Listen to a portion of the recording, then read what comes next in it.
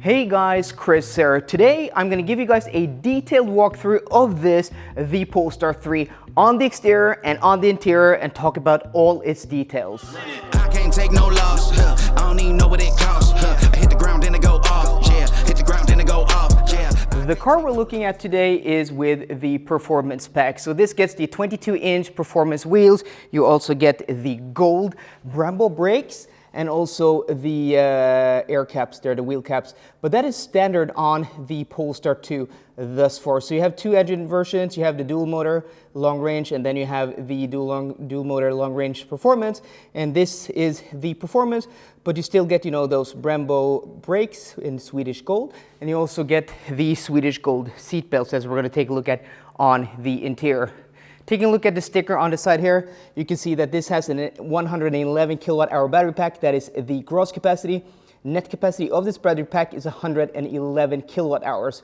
This also has 380 kilowatts. That is 517 horsepower.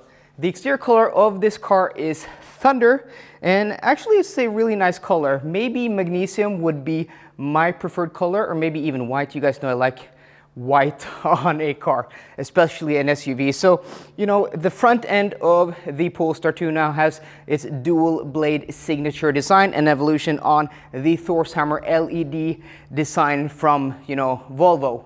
You also have the smart sensor up front.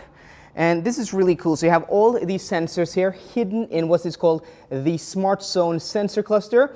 And you also have, the radar guided cruise control here on the left side. But you can also see the heating elements that they have shown to expose, which is really cool, giving it function and design. So taking a few steps back, you can see that there's actually an opening there in this front grille or above that Smart Zone. And that is, an air blade or a spoiler that makes this car more aerodynamic than it would be without that. So that's pretty cool. So if we look here, you can see the hood, goes down this way, and then you can see all the way through there. Let's see if we can see my hand through there. Can you see my hand, guys?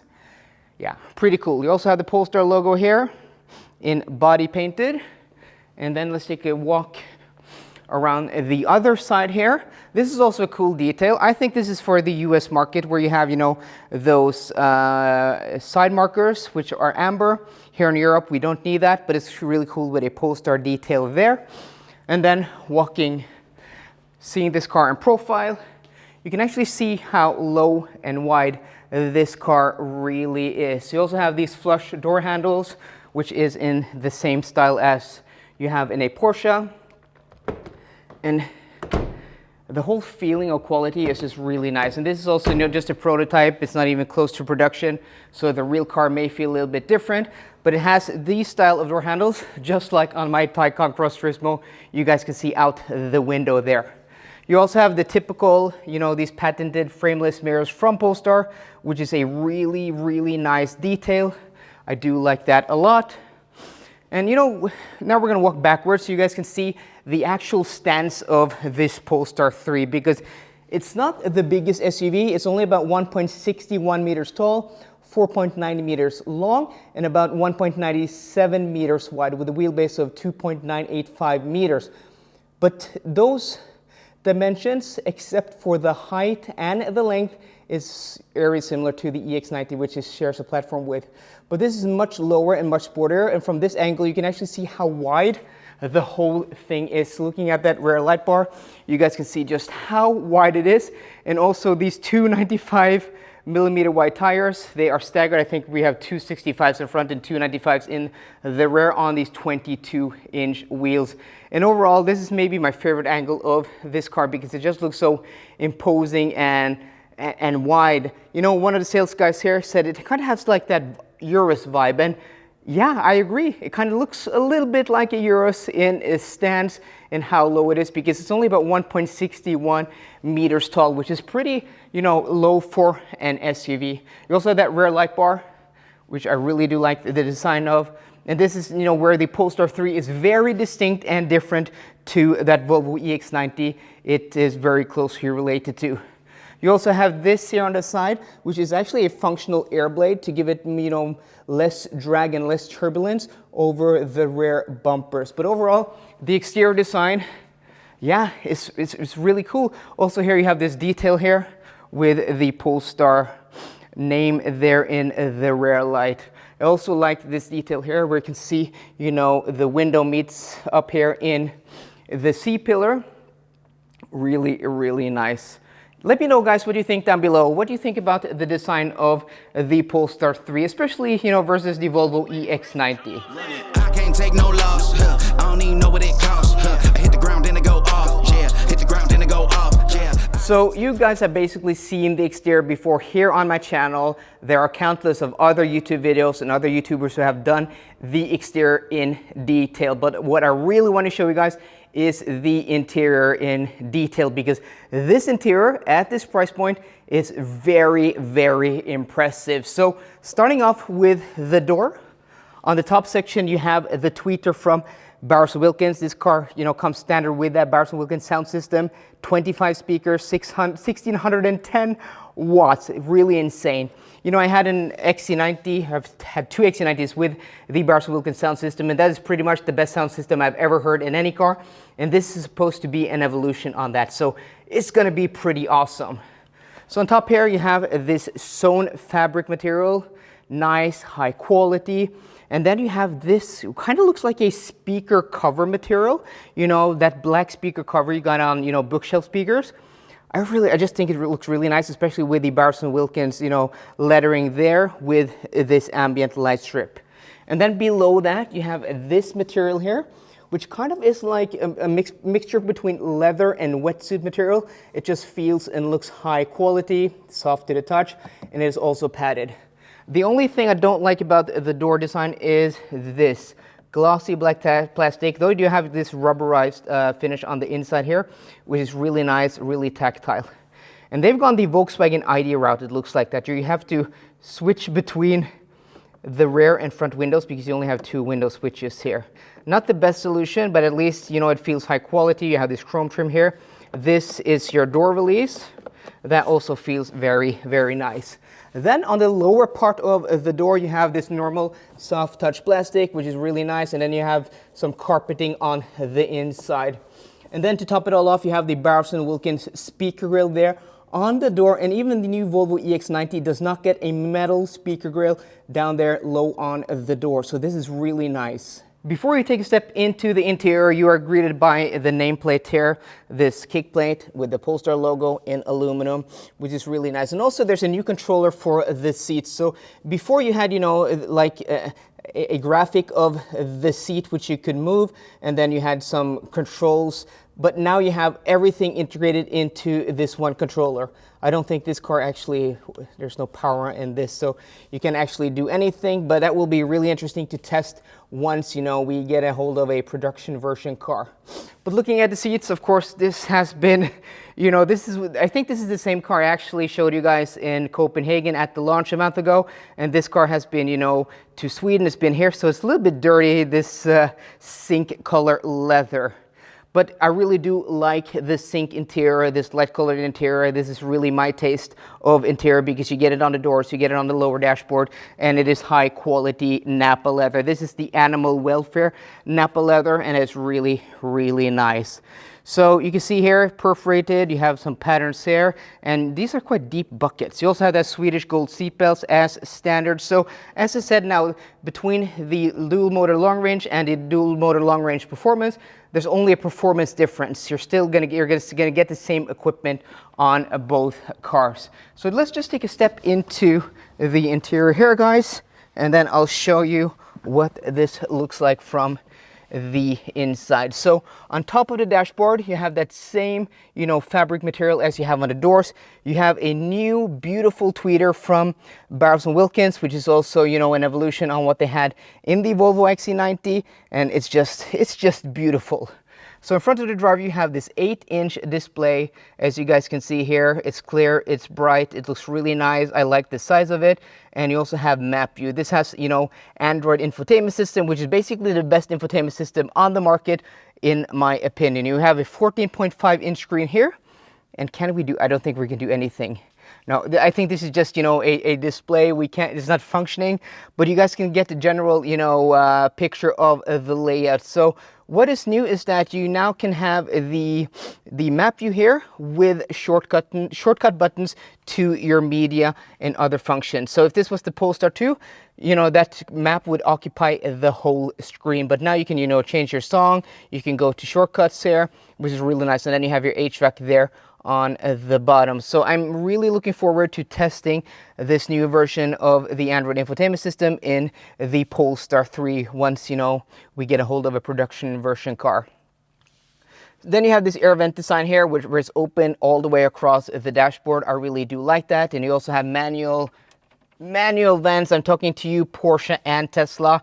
Why don't you do manual vents? It's such a hassle to change, you know, the direction of airflow. Then you have this beautiful dark wood trim here, really nice across the whole dashboard. And you have details like this metal trim here is a really nice detail. You know, so much attention to detail in this interior. You know, the design is pretty simple, but there are so many details and layers that makes it interesting and really, really premium. Even, you know, that material we had here on the door is on the inside of the door where you can't even see it. And then you have it down here below, low on the dashboard, which is really, really nice. And it just feels high quality, the whole thing. And then we have the center console. This is the thing I also don't like, glossy black plastic. They have cleaned it up here, but I remember the car, this car down in Denmark, it was so full of scratches and fingerprints. So yeah, I think Volvo does it better where you have a wood trim here. So I wish that would be an option, or give me something else in glossy black plastic. But you know, you have a dual cup holders here, which you can cover, really nice. You also have a wireless charging pad here, which is really nice to, I mean, it's where you need it to be. And then you have a proper volume knob here where you can play and pause. This does feel a little bit, oh yeah, okay. This is, I'm not going to touch that. I'm going to tell those guys, this is a prototype. This is not a proper car. You can't even drive this on the road. So this looks a little bit flimsy because it actually is a little bit flimsy. I don't think it's supposed to do that. But you know, the overall interior is just so luxurious and so high quality. It is really, really impressive. And then here on this, behind the steering wheel, you have a new gear selector here. So I think it's pushed down for drive, up for reverse, and then P for park there.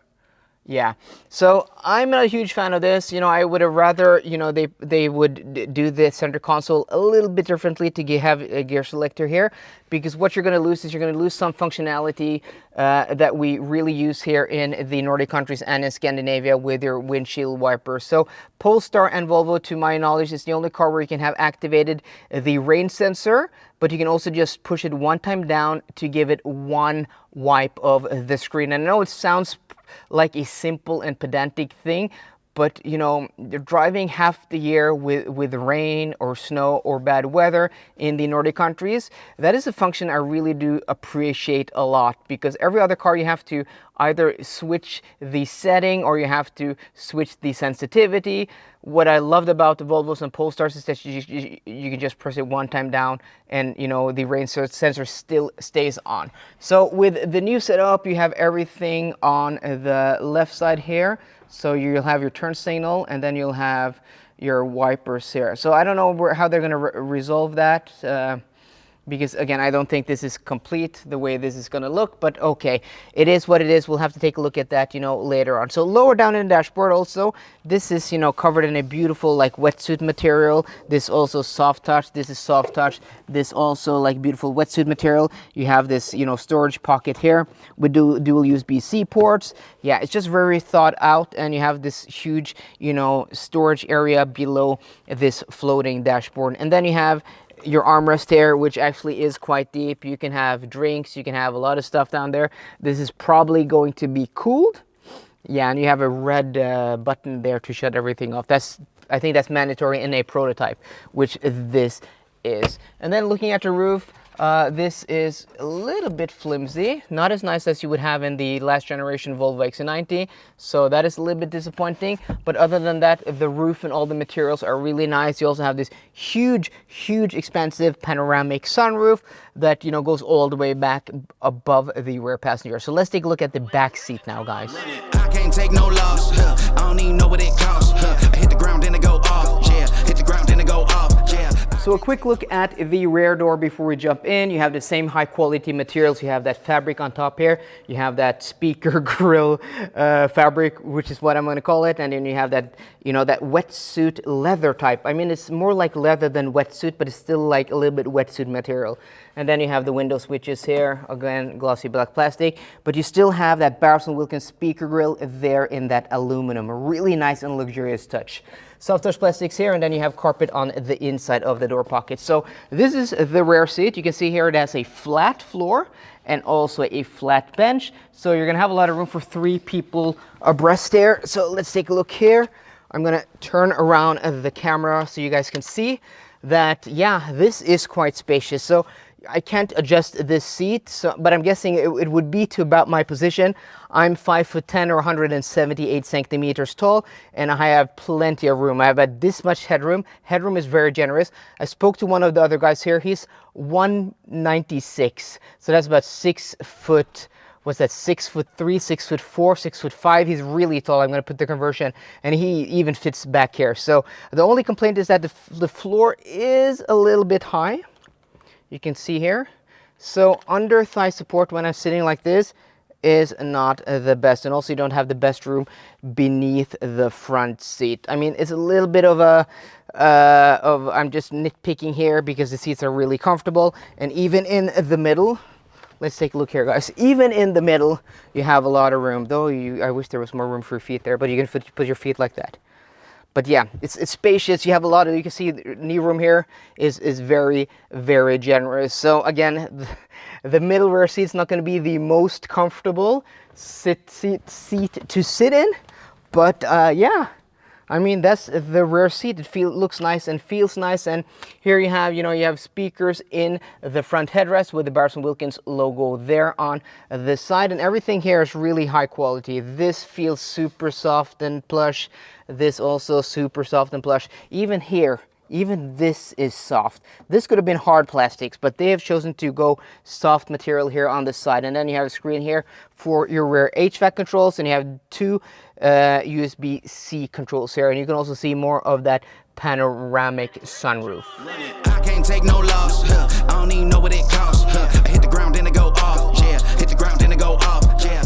The trunk of the Polestar 3 is 484 liters. That is VDA. So if you're looking at EPA numbers, you cannot compare that with the European VDA numbers, because the European VDA numbers only measures up here to the belt line or the window.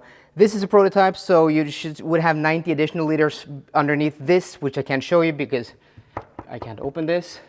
And you also have the cover here, which is really reminiscent of what I had in my XC90. So close like that, and then you do that, and then it moves forward. So not the biggest trunk, but still, I mean, it's almost 500 liters, and that is not bad. If you really want a big SUV, you're going to have to look at the Volvo EX90 for that. Then lastly, let's take a look at the front, which is hidden below this really nice cover. So not the biggest, 32 liters, but you're still going to be able to, you know, house your cables and other, you know, smaller items there. So, I mean, not too bad. I can't take no loss. I don't even know what it costs. I hit the ground and it go off. Yeah, hit the ground and it go off. Yeah. So there we have it, guys. That was the detailed tour of the exterior and the interior of the Polestar 3. So I hope you enjoyed today's video. If you did, please drop me a thumbs up down below. And for more car content, as always, please subscribe. See you guys later, and goodbye.